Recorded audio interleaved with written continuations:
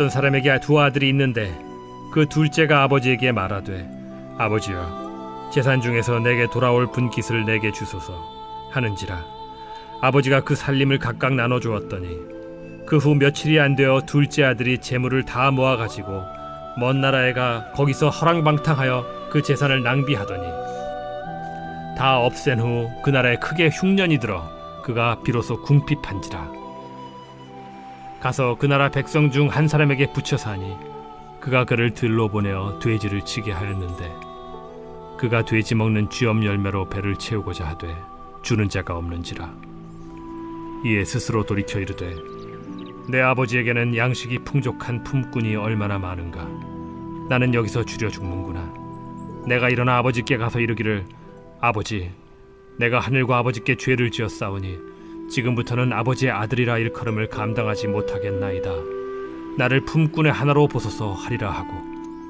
이에 일어나서 아버지께로 돌아가니라 아직도 거리가 먼데 아버지가 그를 보고 측은히 여겨 달려가 목을 안고 입을 맞추니 아들이 이르되 아버지 내가 하늘과 아버지께 죄를 지었사오니 지금부터는 아버지의 아들이라 일컬음을 감당하지 못하겠나이다 하나 아버지는 종들에게 이르되 제일 좋은 옷을 내어다가 입히고 손에 가락지를 끼우고 발에 신을 신기라 그리고 살찐 송아지를 끌어다가 잡으라 우리가 먹고 즐기자 이 내 아들은 죽었다가 다시 살아났으며 내가 잃었다가 다시 얻었노라 하니 그들이 즐거워하더라 맏아들은 밭에 있다가 돌아와 집에 가까이 왔을 때 풍악과 춤추는 소리를 듣고 한 종을 불러 이 무슨 일인가 물은데 대답하되 당신의 동생이 돌아왔음에 당신의 아버지가 건강한 그를 다시 맞아들이게 됨으로 인하여 살찐 송아지를 잡았나이다 하니 그가 노하여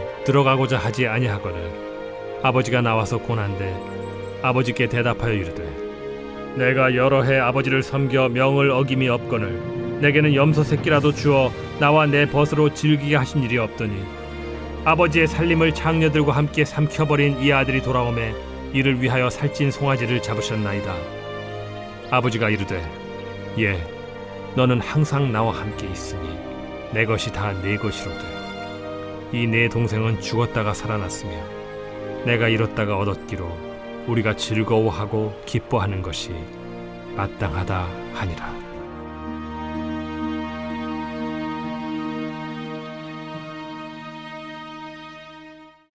우리들은 회개라고 하면 감정적인 변화를 생각하지만 사실 회개는 확고한 의지와 결단이 요구되는 단어입니다. 회개는 그리스어로 생각을 바꾸라, 생각하는 방식을 바꾸라는 뜻이 있습니다. 즉 우리의 생각과 방식을 바꾸는 그런 의지를 회개는 요구합니다. 또한 회개는 히브리어로 돌아서라 라는 뜻도 가지고 있습니다. 하나님에게 등지고 있던 우리들이 180도 돌아서서 하나님께 제가 여기 있습니다, 나를 사용하여 주시옵소서라는 결단을 요구합니다. 여러분, 우리들은요 매일매일 믿음 때문에 고군분투하면서 살아갑니다. 조금 더 나은 믿음, 큰 믿음을 가지려고 노력하죠. 그럼에도 불구하고 우리의 믿음의 분량이 쉽게 커지거나 늘어나지 않아서 실망할 때가 종종 있습니다.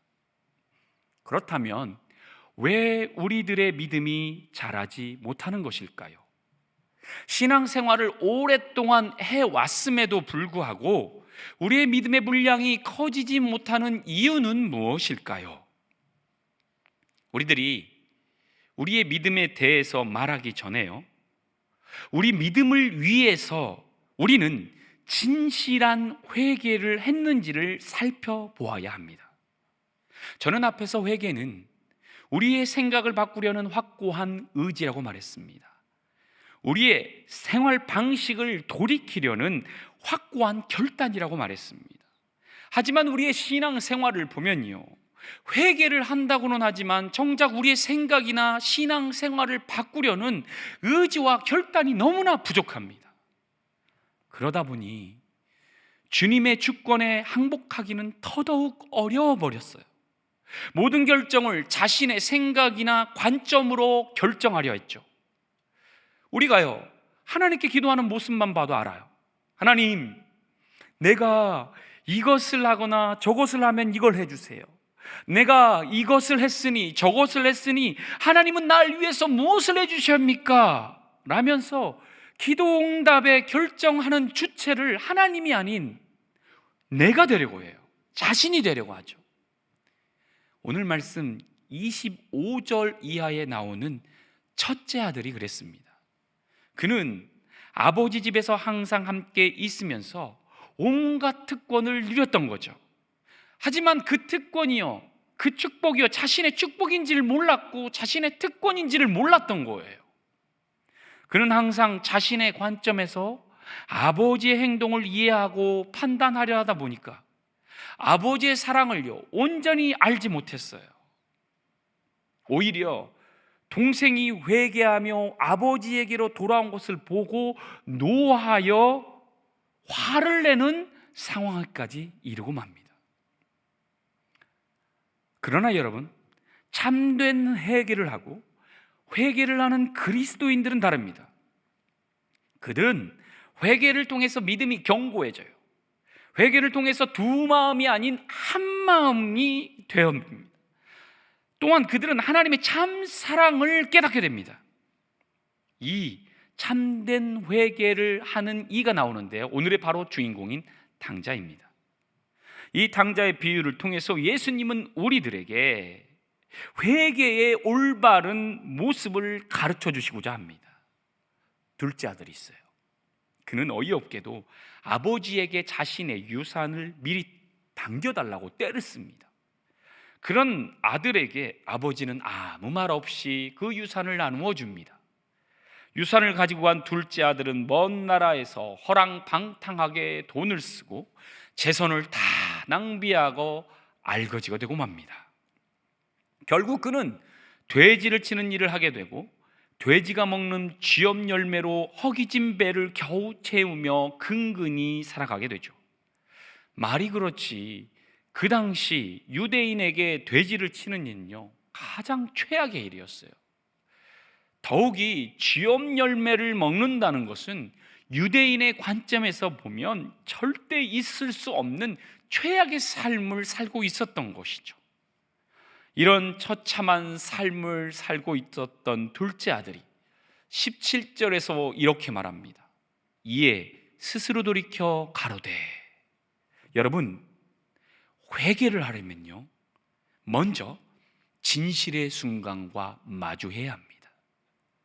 여러분 자신을 돌아볼 수 있어야 한다는 말입니다. 여러분 자신을 있는 그대로 바라볼 수 있어야 한다는 말이에요. 자신의 현재의 모습을 가감없이 들여다볼 수 있는 그런 모습이 필요해요. 그리고 둘째 아들이 18절에서 결단을 해요. 내가 일어나서 아버지께 가서 이르기를. 여러분, 둘째 아들은 일어나서 아버지께로 나아가겠다는 확고한 의지와 결단을 보여주고 있습니다. 그냥요, 이 둘째 아들이 아이고 잘못했어요, 아이고 내가 잘못 살았어요 라고 후회하지만 않아요. 자신의 생각과 생활 방식을 바꾸려는 의지와 결단을 보여주려고 하고 있어요. 일어나서 아버지께 찾아가 죄를 고백하며 용서를 받으려고 합니다. 그 용기를 냅니다. 둘째 아들이 보여준 것이 참된 회개의 모습인 거예요. 회개를요, 그저 감정적인 고백이 아니라 자신의 결단, 그 결단을 행동으로 실천하고자 하는 그것이 바로 참된 회개인 거죠. 이 둘째 아들은 자신이 속썩인 아버지에게로 돌아가겠다 결단하고 있잖아요. 18절과 19절을 보세요. 아버지, 내가 하늘과 아버지께 죄를 지었사오니 지금부터는 아버지 아들이라 일컬음을 감당하지 못하겠나이다. 나를 품꾼의 하나로 보소서 하리라. 여러분, 우리는요, 우리의 기도가요, 날마다 회개의 심정으로 아버지에게 말하듯이 해야 돼요. 회개하는 마음으로 우리는 기도를 드려야 돼요. 아버지, 저는 제 인생을 엉망으로 만들었고 제 인생을 운영할 수가 없습니다. 저는 당신이 필요합니다. 당신만이 저를 이끌어 주시고 저를 받아 주옵소서. 이러한 기도를 올려야 돼요. 둘째 아들이 아버지에게 품꾼 종으로 돌아가겠다고 합니다. 그때 아버지는 어떤 마음으로 아들을 기다리고 있었죠? 아들이요, 돌아오기를 눈이 빠지도록 기다렸어요. 오매불망 둘째 아들이 돌아오길 문 밖에 서서 초조한 마음으로 기다리고 또 기다렸어요. 여러분, 이 얼마나 아름다운 아버지의 사랑입니까? 이 얼마나 놀라운 아버지의 크신 은혜입니까? 우리들이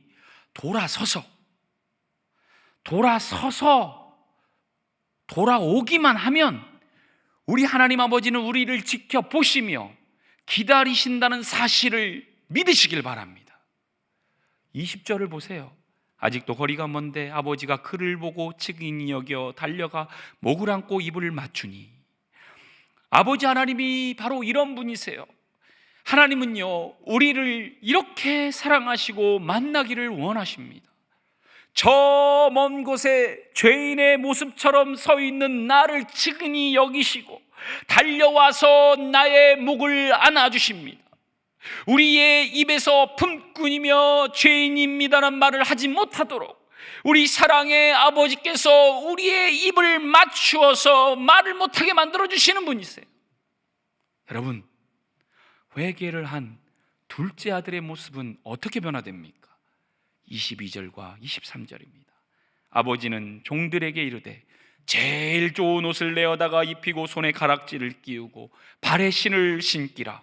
그리고 살찐 송아지를 끌어다가 잡으라. 우리가 먹고 즐기자. 이렇게 환영을 받는 아들의 모습을 보십시오. 이것이 참된 회개를 한 성도의 모습입니다. 사랑하는 성도 여러분, 참된 회개는 의지를 들여 결단하고 행동하는 회개입니다. 하지만 거짓된 회개는 후회하는 회개입니다. 가룟 유대가 그랬어요. 그는 진정한 회개가 아닌 후회와 고뇌를 합니다. 그는 자신의 마음과 삶을 후회하며 고뇌하지만 자신의 삶의 방향을 바꾸려는 의지나 결단은 부족했어요. 마태복음 27장 3절부터 5절을 보세요. 그때 예수를 판 유다가 그의 정죄함을 보고 스스로 뉘우쳐 그 은30을 대제사장들과 장로들에게 도로 갖다 주며 이르되 내가 무죄한 피를 팔고 죄를 범하였도다 하니 그들이 이르되 그것이 우리에게 무슨 상관이냐, 내가 당하라 하거늘 유다가 은을 성소에 던져놓고 물러가서 스스로 목매어 죽은지라. 성도 여러분, 하나님은 이 시간 여러분에게 참된 회개를 요구하고 계십니다. 참된 회개를 하시려면 즉각적인 반응이 필요합니다. 지금 이 순간 이 자리에서 회개하시길 바랍니다.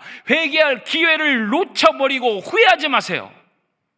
잠시의 세상의 쾌락을 탐닉하고자 하나님이 주시는 축복과 약속을 가볍게 여기지 마세요.